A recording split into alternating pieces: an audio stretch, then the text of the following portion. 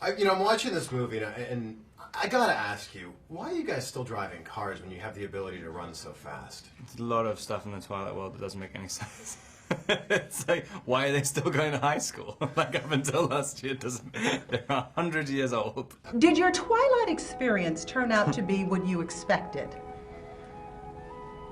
Oh, when I read it, it seemed like it was a book that wasn't supposed to be published. I want to kill you so much. Every single day, every moment I'm with you, I desperately wanted to kill you. And she's like, I don't care, I love you. And it's like, well, there's definitely something wrong with her, and there's very obviously something wrong with me. Were you happy with your pay? I don't know, could have been better. I hardly get to do any vampire stuff. I mean, I don't get to kill anyone. It's very almost heartbreaking because they don't want it to be over. Yeah. It's a little bittersweet, isn't it? For them. Yeah. Yeah, as you can clearly tell, Robert Pattinson never liked Twilight, even when he was making them. So the naysayers on the internet saying that sparkly vampire is playing Batman was never a fair argument to me. Especially when those same people didn't want Ben Affleck to play Batman, and now look at them. They're using hashtags and everything. So I thought it necessary to point that out. If Edward was not a fictional character, you just met him in reality, you know, he's one of those guys who'd be like an axe murderer. Let me open the door, let me carry the bags. It's like, literally, like, you can just tell he just freak out one day and shoot someone. In today's Versus video, we are going to compare the first Batman movie in each of these franchises. And despite how different they are, one thing that they all have in common is that Bruce Wayne is rich in all of them. And he most likely uses a bunch of credit cards. And that's why I would recommend that he uses Extra, which just so happens to be today's sponsor. Extra is a debit card that builds your credit and earns reward points just like a credit card, except unlike a credit card, Extra monitors your spend and automatically pays themselves back with no interest. That is Extra's goal, to make credit building easier for everyone. My biggest concern, however, that did turn me off was the idea that I would have to switch bank accounts in order to use this thing, but it turns out that I didn't, because Extra is set up to connect directly to my bank account. All you have to do is connect Extra to your bank account and then you're done. You can use the Extra debit card to make your everyday purchases like you normally would with your current debit card, except now you will build up credit. Whenever you use the card, Extra spots you for the purchase and then pays themselves back the next business day. At the end of the month, your payments are tallied up and reported to major credit bureaus as credit-worthy payments, and that's how your credit bills. And there is no catch to signing up. There are no credit checks, no interest, and you don't need a security deposit. You get all of this and more for a flat monthly subscription rate starting at just $8 per month. Just click the link either in the description or pinned comment section and get your credit journey started. And a big thanks must go to Extra for sponsoring this video. So, with that said, let the battle commence. Now the stories for these movies are very different, and the pacing for each movie is very different too, as their runtime seem to get significantly longer than the last. Now Tim Burton's Batman has great atmosphere and a very dark tone, but the problem with most of Tim Burton's movies are the story, and his Batman movie is no different. If I had to name the best things about this film, the story would not be at the top of the list, as it's very basic and doesn't have the intelligence that Batman stories are known for having. The Joker's only motivation in this movie is to become the new top dog with the mob, and he very quickly realizes that motivation and claims his position. But after that, he just starts messing around, he falls in love with Vicky Vale for some reason, and then he becomes the new villain for Batman to stop and tries to wreak havoc. And infamously, Batman of course plays second fiddle in this story to the Joker, as it's really his movie more than it is Batman's.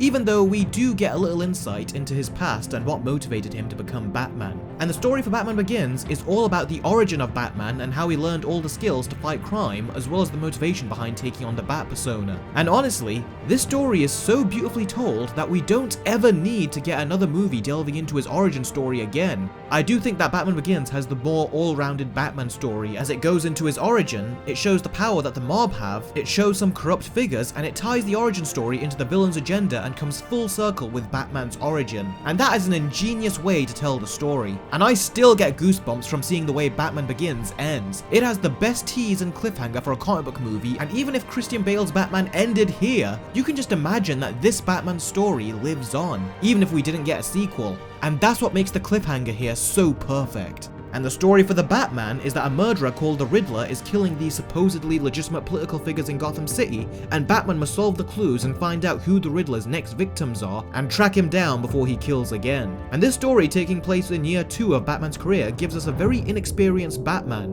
one who is not completely clear if the path he is taking is the right one, as crime has only gone up since his appearance. And now this Riddler has escalated crime to even more dangerous heights. This really is the first Batman movie to properly challenge the morals of his character, as the deeper he goes into this investigation, he finds that both he and the Riddler share a lot of similarities with regards to their pasts and how they became who they are. Now the Batman makes a conscious choice to not show the death of the Waynes again, which was very wise, but they do discuss what kind of people they really were, and this was so smart because Bruce's whole motivation for being Batman is because of his parents' deaths. He practically idolizes his parents and thinks of them as perfect people, when in actuality, they are human and flawed just like everyone else. And this movie did a wonderful job at showcasing Bruce's reaction to this information, as it is one of the many rude awakenings for him and makes him question why he even became Batman in the first place. Now the Batman is 2 hours and 55 minutes long, making it the longest standalone Batman movie ever made. And I gotta say, in both of my viewings, I didn't feel its length. The movie gets going right from the start, and everything that happens from then on is all relevant to the story. So I don't get why people say this movie needs to be shorter, because I don't know what you could cut. If you want to watch a movie that does feel very long and should have scenes cut, then watch Nightmare Alley. That is a movie that should have been 1 hour and 30 minutes to 1 hour and 40 minutes tops, and they went ahead and made it 2.5 hours. That is a movie that feels needlessly long and takes forever to get going. But everything in the Batman from the very beginning is relevant to the overall story and gives Batman a journey that is full of challenges, some of which hit very closely to home and shock him to his core. Now something I will say is that Batman Begins and Batman both end with a solid punch, but the Batman does end more softly. Now on the one hand, it's quite a tragic ending with what it's trying to convey, and that is a very comics accurate Batman ending. But on the other, it makes the movie's ending feel less triumphant. But at the same time, that's the point of Batman. So I can see why people would like it and dislike it, but for me, it needed to end with that bang. Maybe if we saw a wide shot of Batman riding back into Gotham City would have done it, I don't know. But going back to the overall story for these three movies, they all have their strengths, but I think that Batman Begins has the all-round superior story. It just feels like a more complete Batman story, and I really love the way it ties its origin to the plan of the villains. So the movies with the superior story is Batman Begins, The Batman, and finally, Batman 89. All three of these movies provide their own unique telling of Batman's story. The 98 movie is very simple and straightforward. Bruce witnesses his parents die as a child and then he becomes Batman. They don't delve into his origin any more than that. In Batman Begins, we see Bruce Wayne in the present, and then it drops flashbacks throughout the first act of the movie, and we see how he trains and learns the skills to become Batman. And then we see how he slowly acquires his gear and costume. But once he actually becomes Batman, he makes mistakes, which is very good to see, as it shows that he's new and inexperienced. But as far as his mental state goes, he more or less has his shit together. And in general, when Bruce becomes a vigilante in Batman 89 and Batman Begins, the movies are behind him and fully supporting him and in favor of him doing this. But the Batman does something very interesting, which is that it treats this idea of dressing like a bat as something that is not normal. Bruce is dressing like a bat and fighting crime, instilling fear in criminals, but despite having done this for nearly 2 years, crime is still going up and he's not had the impact on the city that he wanted to. And it shows that maybe dressing as a bat and beating people up is not really doing anything. Even Alfred seems to think that Bruce is unwell and out of touch, and because this is very early Batman and takes place in year 2, you can tell that as Batman, Bruce is not aware of just how much his dark side is driving him. And we as an audience can tell that he is definitely being driven by his rage. The other Batmans had rage in there, but they are more driven by their noble side. And that makes for a great distinction and a very fresh take with Matt Reeves' Batman. In this movie, everyone is afraid of him, and not just the villains, but the women. And the children, too. Even the civilians. And Batman has to learn how to establish himself and whether to be a symbol of vengeance or a symbol of hope. And that was definitely accomplished at the end of 89 and Begins, but in this movie, you actually see the public response to him being Batman, whereas you don't really see any of that in the other two movies. And in general, vengeance is what Batman has always ruled by, but this movie shows that this is kind of a problem, as other people, namely the criminals, can also be inspired by him to do the exact same thing. And that's a very rude awakening for Batman, Batman, and he realizes that his method of vengeance is not as detrimental to the villains as he thought. If anything, it's a motivator, and it's the reason why he has not been able to achieve the kind of positive results in the city that he wanted for nearly 2 years. And he learns in a very beautiful scene that he needs to inspire hope into the citizens to turn the city around and not rely entirely on vengeance. And he learns that giving hope is his true calling, and it was beautifully realized in the movie. He goes from being a symbol of vengeance and fear to a beacon of hope for Gotham. So in many ways, this is actually the most hopeful Batman movie that's ever been done. From vengeance to hope.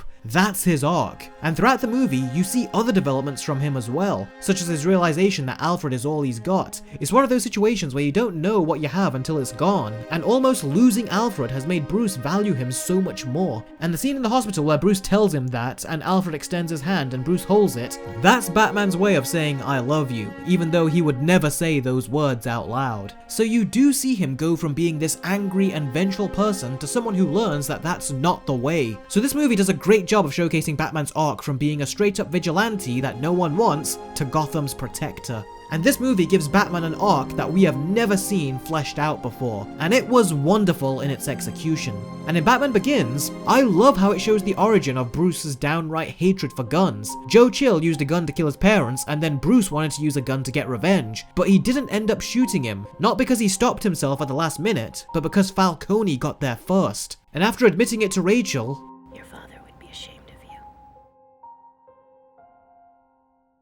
he then realizes what kind of person he is becoming. And throwing the gun is a perfect visual representation of not just his hatred towards guns, but how he is abandoning that mindset and choosing a new path. That is fantastic storytelling. And I know a lot of people are not in the same camp, but I liked Christian Bale's Batman voice so much in Batman Begins. It was half growly and half normal. When I was a kid, I thought that he sounded like a beast, not a man, and it was great. In the second movie, they go full growly, which I was fine with, but it was definitely a downgrade. All three of the Batmans also go by different codes. Michael Keaton's Batman kills people left and right and doesn't give it a second thought, which pretty much just makes him the Punisher and not Batman, and both Christian Bale and Robert Pattinson's Batman have a no-kill rule. And I love how both movies implement that, as it really makes their Batman so much more rich, as it gives them an extra layer of development. And it's so fun to see them put this code into practice, especially with how Robert Pattinson's Batman tries to stop Selina from killing Falcone. And here is a huge thing that I noticed. Robert Pattinson is honestly the only actor to give such a varied performance as Batman. Something that all the previous Batmans have had is that they are usually one note in the way that they talk. Michael Keaton spoke in one note to everyone when he was Batman, so did Kilmer, of course Clooney did, and even Bale and Affleck. But Pattinson as Batman speaks to everyone in a different tone, and sometimes he won't even talk to them at all, and at 2 of those times, it was very funny. This reminds me a lot of how Kevin Conroy's Batman would change his attitude when he was speaking to different people, and that honestly is how a lot of these characters act like. They are definitely their own versions, but their style of communication feels very much like a more adult version of their characters in the animated series and the comics, and that is a fantastic live-action interpretation of these characters. To be fair though, Bale did have one scene with Flash where he changed his voice, but aside from that, he never changed his voice again. I will say at this point that I think both Keaton and Bale do a much better Bruce Wayne, but that's mainly because we don't see much Bruce Wayne in the Batman. For 90% of the movie, he is in the Batman costume, and his social encounters are extremely limited, so you don't really get to see the eccentric billionaire side of him. Mainly because he hasn't built that side of himself yet, but he most likely will in the sequel when he helps rebuild the city after the floods. And the beautiful ending that I was talking about in my spoiler-free review was the scene where Batman sacrifices himself to save the people of Gotham City, and then he lights a flare and then finds some trapped civilians who are all afraid of him, and then he extends his hand, and this scene was so moving and so beautiful. And I have never seen something this beautiful in a comic book movie. It got Batman on a level that no other live-action interpretation has before, and the music that accompanied it conveyed the emotions of the scene so wonderfully. And if anyone says they don't like broody Batman, well, that's the point with this version of the character, and he actually goes through an arc and grows by the end of the movie. And I love how all of these Batmans have their own individual arcs as their movies reach their end.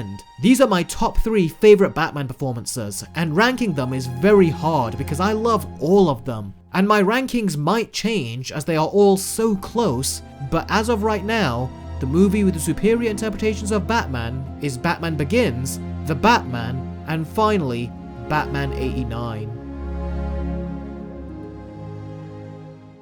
Now I'm going to talk about the main villains of these movies, so side villains such as Scarecrow, Penguin and Catwoman won't be discussed in this comparison. So let's start with the Joker. Now Jack Nicholson did a great job as Joker. He starts out as a gang member who's screwing his boss's wife, and after his first encounter with Batman, he falls into a vat of chemicals and he transforms into the Joker. He becomes the dominating mob boss, and then he falls in love with Vicky Vale, and everything that made the Joker interesting before just starts to seriously dwindle. And as time goes on, you start to realize that this Joker doesn't really have a goal. He is just killing people left and right, and that's it. He doesn't have a plan or a strategical endgame that the character of Joker would usually have, and that's what makes this Joker not age as well as time goes on, especially with other interpretations of the Joker that do have a plan whilst also maintaining their craziness, such as Mark Hamill's Jokers in Mask of the Phantasm, Return of the Joker, the Arkham games, and of course, Heath Ledger's Joker in The Dark Knight. So I enjoy Jack Nicholson's Joker, and that will never change, but the writing does show its age as the character has evolved so much more since then,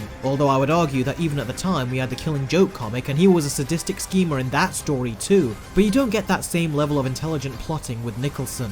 Now we get to the villain from Batman Begins, and if you're going to cast a black guy as a white character, then you better pick a darn good actor to do so. And Will Smith is a great actor to play Deadshot, Jeffrey Wright is a great actor to play Gordon, and Liam Neeson is a great actor to play Ra's al Ghul. At first, he appears to be a good guy who wants to help Bruce Wayne, only to find out that he was really training him so he could use him to lead an army to Gotham City and tear it apart. Bruce declines and burns the whole place down, and then he returns to Gotham not knowing that Ra's al Ghul is executing his plan without him. He reveals himself to Bruce, and I love the twist that he was one of the very people that Bruce's parents were fighting against, making Bruce see his training and the time spent with Ra's in a very different light. And I really do love Liam Neeson as this character. He speaks in a monotone voice, which to some is the subject of ridicule, but I could listen to it all day. And he even has a tragic backstory with his wife. Christopher Nolan does a very good job of grounding and giving emotional backstories to several of the characters in this movie. And you can see why Ra's al Ghul has this agenda, and even when he fails, it's a good thing of course, but because you spent so much time with this character and the movie does such a good job of humanizing him, you almost feel bad for him when he dies. So Liam Neeson did a brilliant and downright iconic job of playing Ra's al Ghul.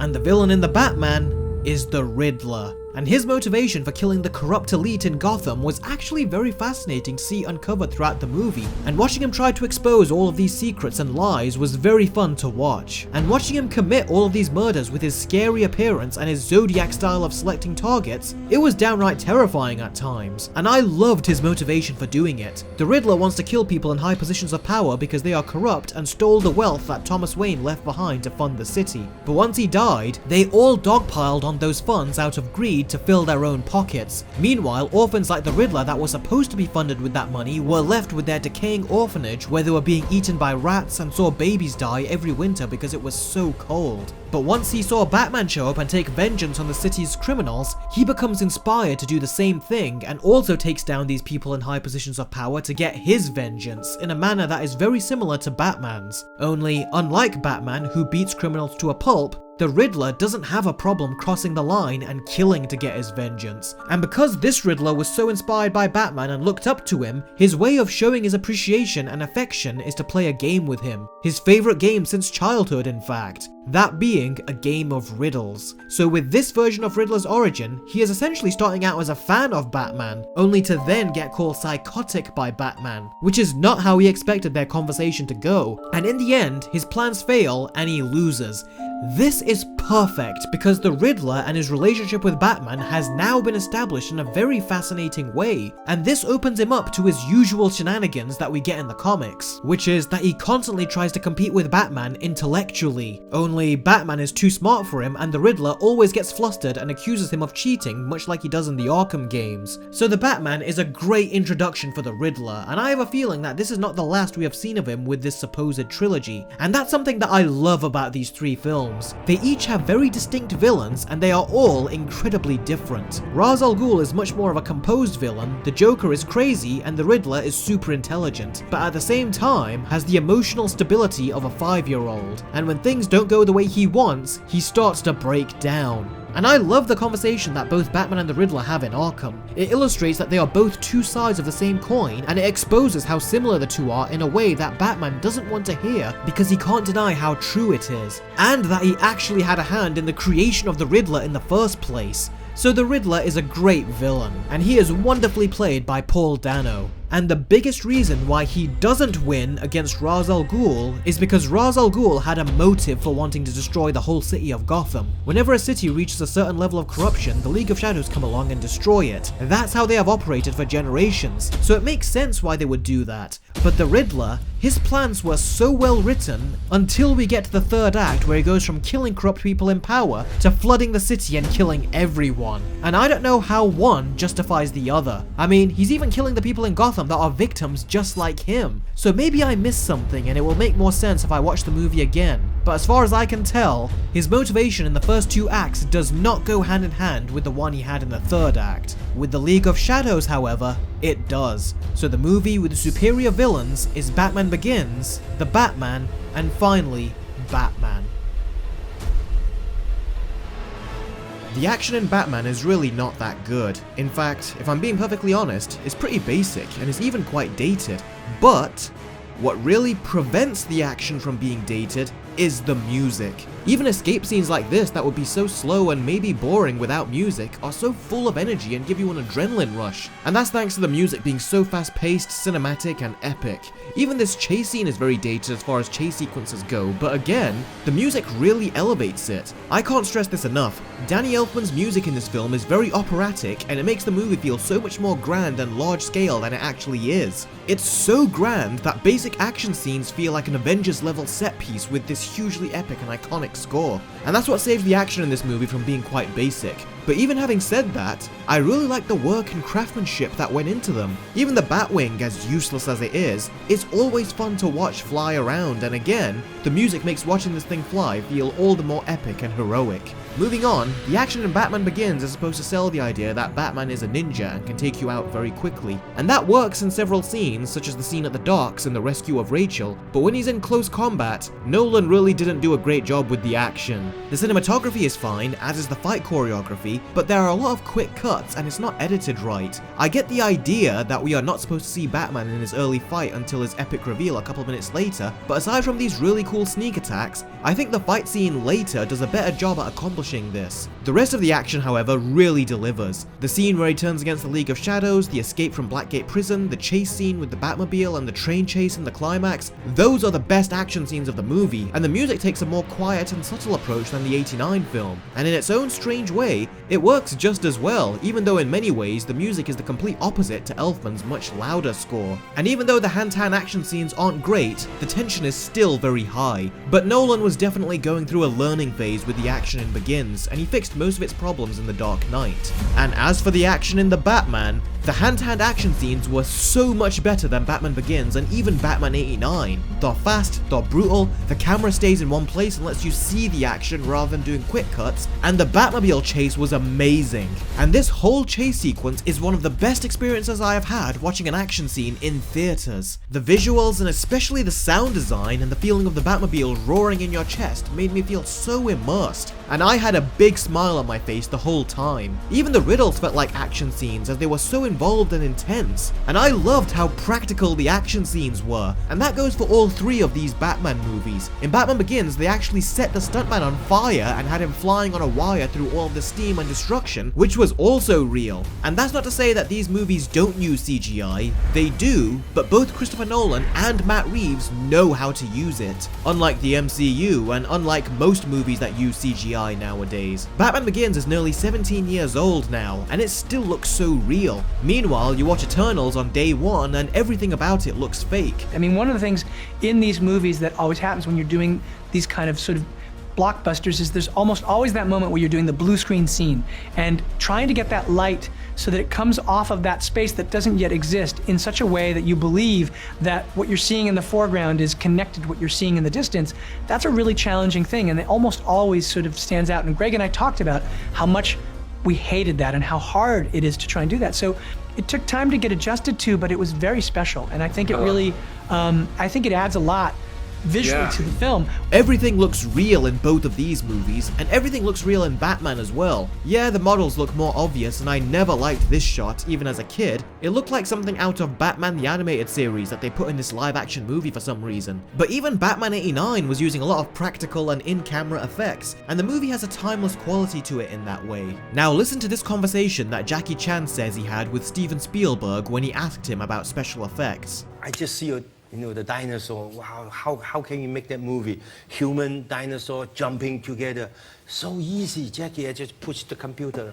Then okay. Now Steven Spielberg was clearly joking with him as they had a lot of animatronic work as well, but I feel like if you ask Disney Marvel how they did any of their special effects, they'll literally say that we just pressed a few buttons on the computer, because that's what they always do. On the other hand, if you ask Matt Reeves and Christopher Nolan how they did any of their effects, we actually did jump the Batmobile through the fire. Like, that shot's real. That's not a CG shot. That's one of those things I'm always assuming that people will see it and they're gonna go like, oh, you know what? That's just a CG shot, cool, whatever. But that shot when you're looking in the Maserati in that sort of side mirror and a Batmobile is coming through flames, we did that. So much of what you're seeing in that thing is super, super grounded and real because we did it for real. And that's not just the case for the Batman, it's also the case for Christopher Nolan's Dark Knight trilogy. The Narrows, for example, is one giant set. They actually built this thing. It's not just a bunch of green screen and CGI like it would have been if the MCU had to create this scene. They made sure that as much stuff as possible in the action scenes were practical. And the same goes for Batman 89, as this movie was made at a time when a lot of practical effects and miniatures were used. So the Batman movies have always had great production, for the most part, and these three Batman films are no different. The set pieces are more or less entirely practical, and the action is so much more real and visceral as a result, and they will definitely stand the test of time for years to come. This can now be done on computer graphics, but it just involves a huge amount of chaos. Explosions, dust, debris, crushed cars, crushing trains. It's just very, very complex. In this particular case, a mixture of models and CG is the best way to go for everyone. And when special effects were used, they spent a lot of time to plan them out and make them look real, as opposed to the MCU, where you can tell that they filmed it as quick as they could so they could quickly move on to their next movie. So I enjoy the action in all three of these Batman movies, and you can tell that they were constructed with the utmost passion and that they took their time to make them.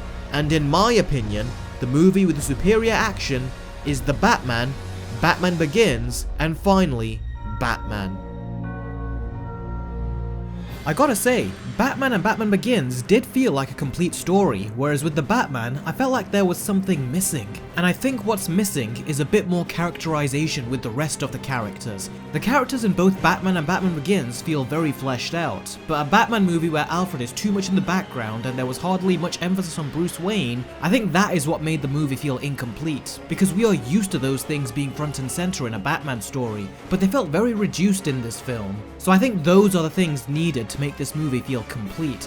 Aside from that though, The Batman is a truly terrific film. And aside from the Riddler's escalated plan in the third act that felt out of character with his motivation, the movie story was really solid to me, and definitely several cuts above other comic book movies being released nowadays. But as much as I like a very bleak Batman movie, there were so much nice moments in Batman Begins between characters and even some nice moments in Batman. And aside from the really great moment between Alfred and Bruce in the hospital, we don't get as much of that in The Batman. Batman Begins is definitely more inviting to watch and also has more heart than both Batman and The Batman. They have it too, but in much smaller doses. I will say though that both Batman Begins and The Batman really understand Batman far more than Tim Burton's version, which I still love, but I need the personality of Batman to shine through as well, and him being a killer never did sit well with me. I would even go as far as to say that The Batman actually understood Batman more than Batman Begins did. If you have read the comics, you will know that Batman is very unstable and is dangerously close to crossing the line and becoming a killer, and we've never seen that illustrated in the movies before. He's either a full-blown killer like in Burton or Snyder's movies, or he is nowhere near crossing the line like in Christopher Nolan's films.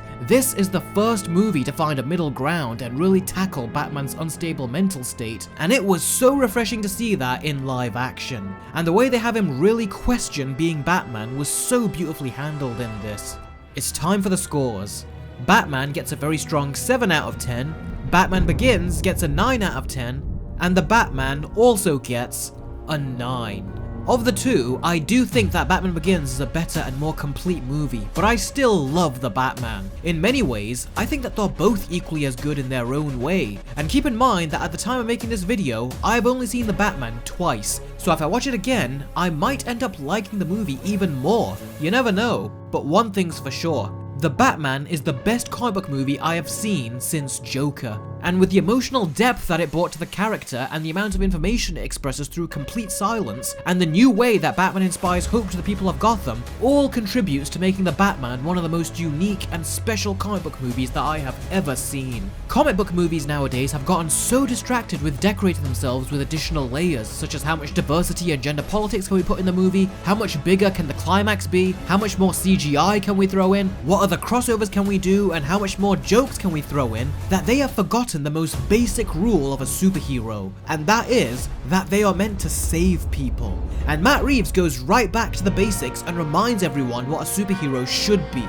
Heroes in these movies never usually have a direct relationship with the people of their city, but in The Batman, he does. And they go from being afraid of him to being inspired by him. And not only was it beautifully handled, but it reminds the industry how superheroes should be done. Well done to all three of these directors for making very distinct and very memorable Batman movies. Hey guys, thanks for all the comments, and a special thanks to everyone for the advice on which universe Morbius takes place in. That really helped a lot. I just want to say that this will be my last video for a little while, until I upload the next one very soon. And what this community has meant to me, let's just say none of us is alone anymore. Unless you don't click that like and subscribe button and the bell icon, of course, in which case you will be alone. But for the rest of us, we won't be alone. Oh, I've got my hand on my mouth. Don't forget to place your thoughts about this Versus video in the comments below, and stay tuned as my next upload will be my 3-way Spider-Man No Way Home Versus video, and you'll definitely want to stay tuned for that. Thanks again to Extra for sponsoring this video. A link to where you can sign up is in the description below. Thanks as always for watching, guys. I really do appreciate it, and I will see all of you next time. Take care.